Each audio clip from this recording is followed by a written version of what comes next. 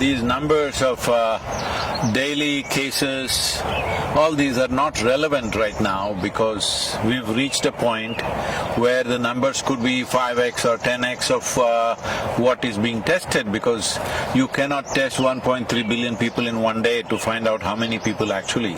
So these numbers are more maybe a little bit of a guidance for the administration, but I think it is time to shift to a place where educating people, I mean it's already been done, but I'm saying more stringently, because anything that you need to communicate in our country, you have to do it in 24 languages, so it is very hard. How to handle this, what level of symptoms, how to handle it, if you're asymptomatic, how to be. It is not necessary we should go on testing, because testing is irrelevant. Almost everybody has it all right now, already it's going there. If it is not there, it will get there in the next few weeks, because this is not something you can contain like that. You can only see how to boost your immunity, increase your lung capacity, what is the sensible things, what are the sensible things to do. And the few things that that you mentioned of panic, frustration, fear, anger, none of these things are going to help us. Because this is not a time for grandstanding each other, this is not a time to point fingers at each other, this is a time to stand up. Not even as one nation, as one humanity, we need to stand up, because right now I'm here in the United States, well, everything seems to be normal, all the traffic is normal, commerce is going on, industry is going on, everything is going on. But it is just probably a question of weeks or maybe a couple of months before this virus, this particular variant that we are suffering in India, could be all over the world in no time, because you cannot contain it like that within a country. National borders are not a limitation for this. So this is a time to really understand. This is a generational challenge. How are we going to come out of this? What are the simple things? Everybody should know what are the few simple things that they must do, rather than pointing fingers at each other, because it's an invisible enemy. It doesn't matter what the administration does, it doesn't matter what people do, what they think. It will spread, because you cannot really stop it. One simple thing I'm saying right from last 14 months, see, if only we had the necessary integrity and discipline, that we did so many weeks and weeks of lockdown, but they were only partially effective, because only a certain number of people actually follow this recommendations or enforcement. Because now we are no more calling it lockdown, we are calling it curfew in some of the places. So curfew means it has to be forcefully enforced. However much you enforce, it's not going to be absolute unless every one of us gets it. Well, that's a difficult thing to do, to make the entire population get it. I would say at least the urban population.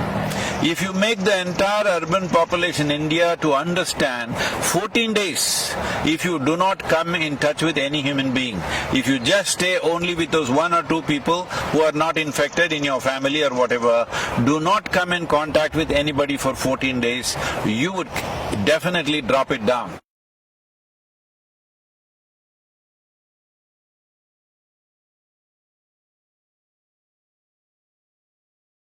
See, this is a war-like situation, let's understand this. When there is a war-like situation, that means there's an external enemy. That's what war means. But right now, the enemy is invisible, so let us bash each other. If this is the logic, well, we are definitely headed for a major disaster. Now when there is a war-like situation, at least when there is a war-like situation, irrespective of what we believe in, it's important for us to pool our resources and see how to come out of it.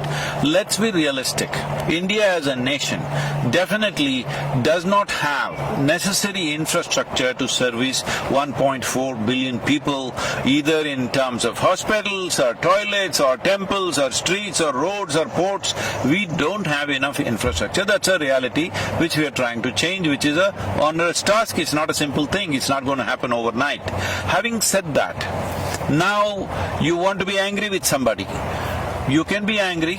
There is substantial medical evidence. I will show you our own institution in the Harvard Medical School has done a lot of research on this, clearly showing when you are angry, when you are agitated, when you are fearful, in these conditions, your immune system goes down, you become far more vulnerable.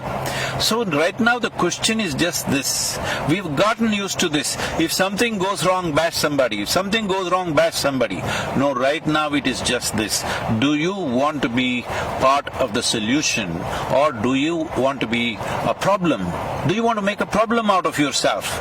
Now, one fundamental responsibility all of us have is that we stay healthy as individuals, we stay healthy and we stay alive. Now there are people in social media who envy people who are healthy, people who are doing well. No, this is not it. More and more people should do well. More and more people should be healthy. That's the only solution. Now people are openly saying, oh, my mother got infected, why are you going around happily with your family? These kind of talks are happening. Are we stupid? There is no question that if we go like this, we will make a complete disaster out of ourselves. It is time we pull up our sleeves and get to work in terms of what is needed. What is needed? Let's understand this. See, normally these kind of pandemics and epidemics are transmitted by other creatures like rats and mosquitoes and birds and whatever else. This time it's just us. Suppose, I'm saying just suppose, let us say this pandemic was being transmitted by the mice. What would be our plan? To eliminate all of them. Mass exterminate every mice in the country or in the world. But right now it's us. So we need to understand, we need to do something. Extermination is not the answer.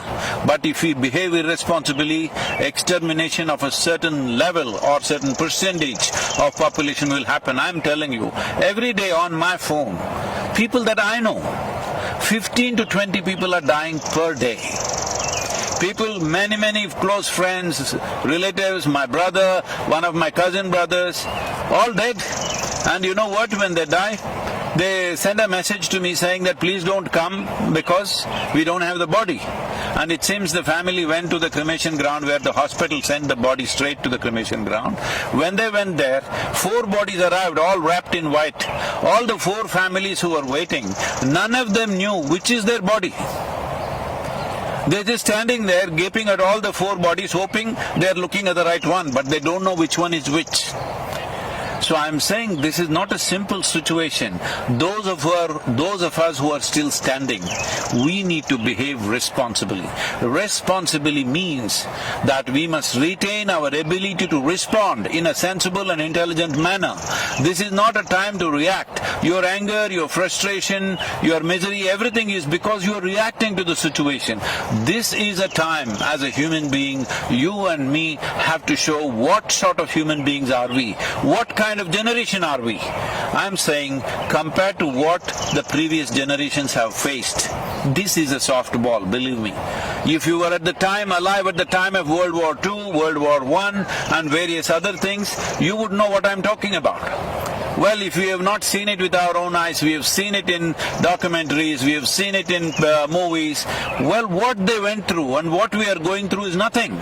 As a generation of people, we have enjoyed the highest level of comforts and conveniences. Right now there is a challenge. And this challenge has many ramifications and many aspects of our life that needs to change. See, the problem with us is we are more dedicated to our lifestyle than our life. This is the problem. This priority has to shift. Okay, economy is going bad. Yes, I know it's going bad. Tell me what will happen for you or me. One important thing is, for me, life is important. I don't care about the lifestyle. Right now, if I traveled in United States, 2 years ago, I would be flying everywhere, staying in hotels, staying in the best homes, everything, because that's how things would be organized. Today, I'm driving a truck myself. I'm sleeping in the truck. I'm driving. This is a complete change of lifestyle. But don't be committed to your lifestyle. Lifestyle is a consequence of the times in which we live. It is a life that matters. So we have to ensure there is no loss of life. If this needs to happen, all of us should retain our ability to respond in the most sensible manner, not react in wild ways. And by grandstanding and pointing fingers at each other, you will only become part of the problem, not part of the solution.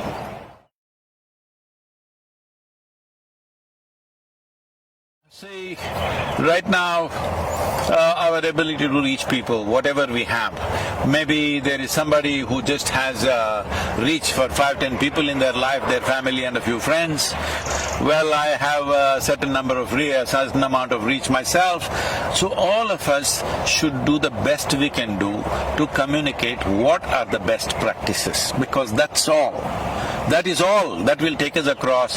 This hospital is not going to save us. See, a whole lot of doctors, especially in the United States, are clearly saying going to the hospital means you are increasing the risk of fatality. It's important that you manage yourself without making the symptoms very severe. There's a whole lot of things to do. Right now we put out a simple practice. Now doctors in UK and in Harvard University and also in India, many doctors have tested out this practice in the last few months, and they're all watching. This has made a huge difference in the oxygen levels, though their exposure is extremely heavy because they're out there. So we must understand right now. See, our volunteers, I've told them, go to the hospitals, general hospitals, you are at little bit of risk, but we are providing them PPE kits and all this. I'm saying right now the important thing is to make this happen in the hospital. Those who go to the hospital, if you want to save their lives, we don't need too many doctors, we need a whole lot of nurses and paramedical staff. Do we have them? No, we are way understaffed, all right? We are way understaffed. Now, I am asking young people to go near the hospital and take over all the non-medical aspects which the medical people were doing and wasting their time and doing those things normally. I said, do everything. Now we are there providing snacks, tea in the night, one meal somewhere in the evening, all kinds of things. Because support the medical staff. If they collapse, you had it. Your fatalities will jump at least 10, 25 times more. So this is very important. What is it? First thing is not to go to the hospital, what to do. We have simple, if you want I will send you the concoction, you can put it out. We are putting it out on all our social media. There is a Siddha, this thing in Tamil Nadu, in the rural Tamil Nadu, we've contained it significantly. This is not a cure for the virus. This is not a vaccination, but it boosts your immunity. There is something called as kudinir, simple thing, a concoction of a few herbs that you drink, which definitely enhances our immune system. I would not say you will prevent it, you will still maybe get infected, but you can keep the symptoms so low that you don't have to end up in an ICU or something. Because the percentage of people entering ICU and coming out of it is unfortunately very low. Because once you go there, the fear of it, just being there alone by yourself, that itself will lower your immune system. You are lowering the defense mechanism in the body and becoming far more susceptible. So the best thing is to stay outdoors. When I say outdoors, people are walking on the Delhi street. No. Outdoors means go into the village, go into open fields, go somewhere, go into the mountains. I know people have to do their work, but there are many ways. Like I'm doing my work, instead of staying in a hotel, staying in people's homes, I'm sleeping in a truck. I'm saying something you have to do. Something you have to do, and it's very important all of us continue our work to the extent possible, because crippling the whole activity in the country or in the world is not the answer, because that's going to take a much bigger toll on us. So it's very important to what extent, whatever the nature of work we are doing, to what extent we can keep it on without coming close to people, without getting infected. This is a fundamental responsibility.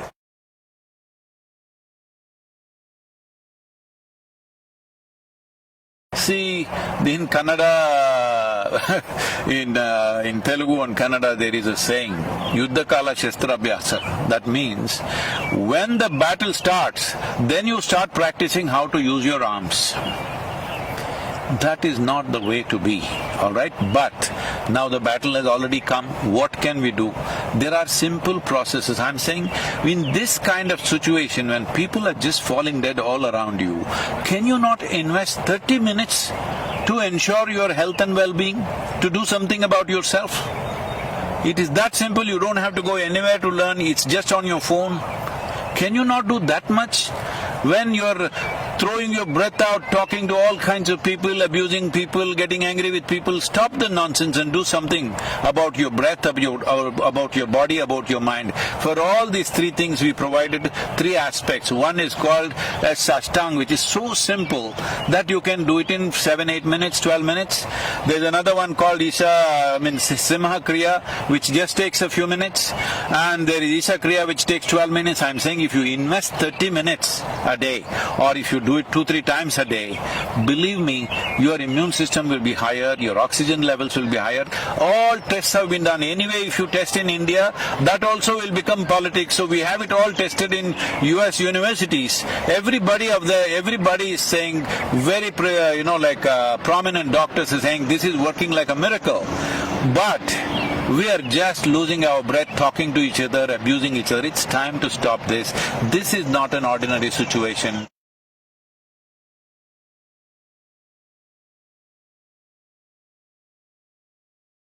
I'm going to repeat a few things because, first of all, this is a war-like situation. When there is a war, you don't think of your career, you don't think of your lifestyle, you don't think of other things. The most important thing is your life, staying alive through the period.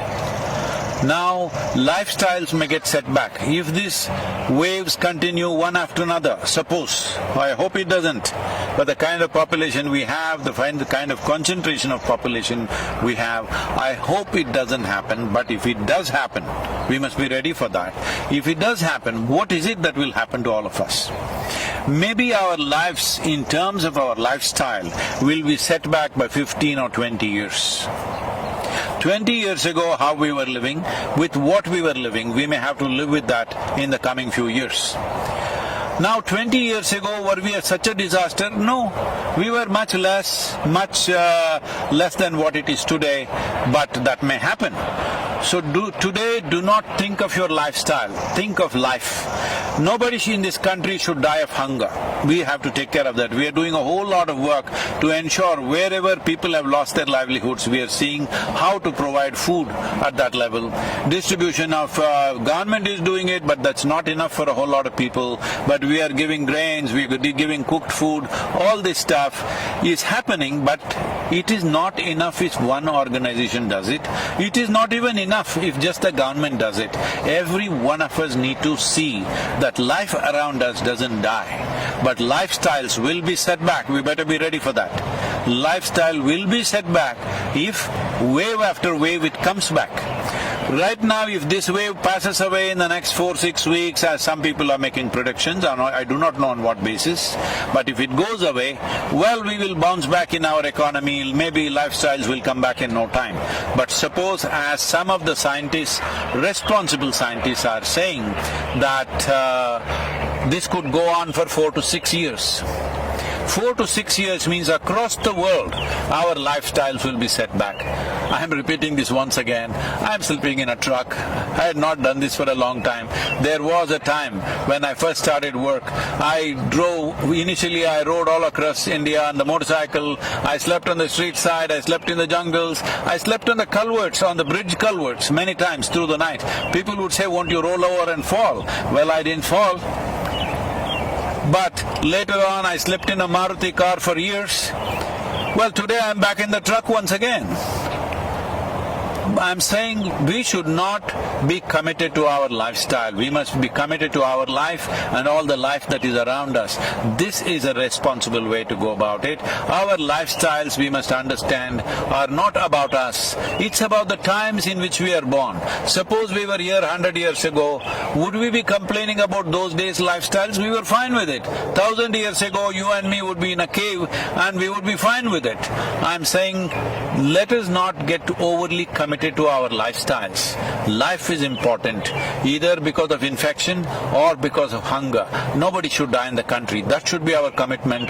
That's what we should work towards. About mental situations that people are going through, well, WHO has predicted there is going to be a mental pandemic and a suicide pandemic. Unfortunately, in one country like Japan, which is a well-to-do nation, here in 2020, more people committed suicide than they died of COVID infections.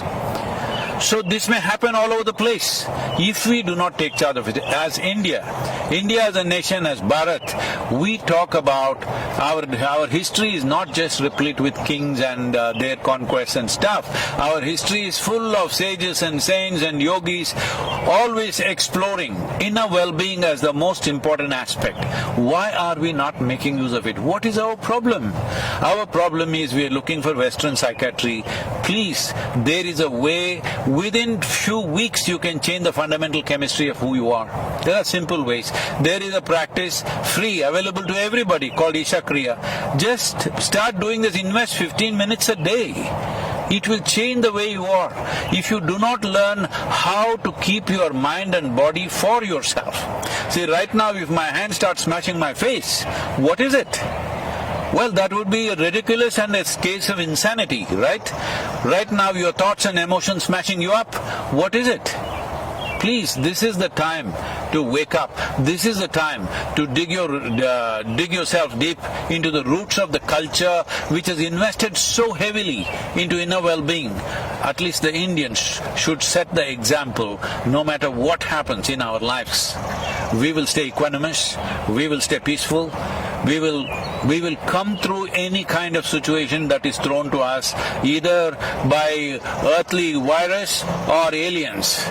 We will come out of it successfully. This is something we need to demonstrate to the world. In many ways, the world is looking towards India for this. As a nation, it's my wish and my blessing that we must come out of this successfully, on top of this, stronger and better. And also as a humanity, this is a time for us to display what sort of human beings we are.